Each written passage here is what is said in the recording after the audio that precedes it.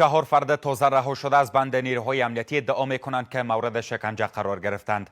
پس از نشر گزارش تلونیوز درباره بازداشت 5 عضو یک خانواده و 2 مهمانشان در ولسوالی پغمان کابل، این 4 عضو یک خانواده شام روز گذشته از بند رها شدند. این خانواده گفته که از سرنوشت یک مهمان و یک پسر و 2 مهمان بازداشت شده تا هنوز خبری نیست.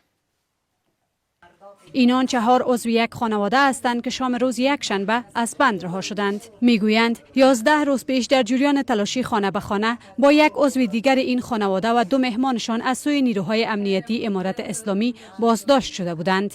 گرچه تا هنوز به گفته آنان یک عضو این خانه و مهمانانشان در بازداشت به سر میبرند، اما افراد تازه رها شده ادعا دارند که در جریان بند مورد شکنجه قرار گرفتند.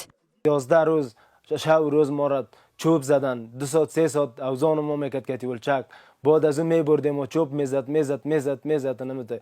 هیچ کدام گناهی هم نداشتیم، در کدام دولت هم نبودیم. ما را از چشمای ما را پت کردن آوردن در ولسوالی پغمان.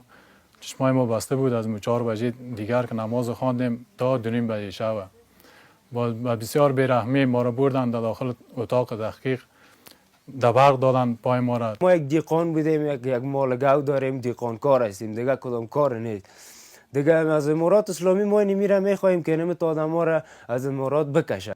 اعضای این خانواده با اینکه از رهایی پسرانشان خرسند هستند، اما ادعا میکنند که تا هنوز هم یک عضو این خانواده و 2 مهمانشان در بند نیروهای امنیتی به سر میبرند.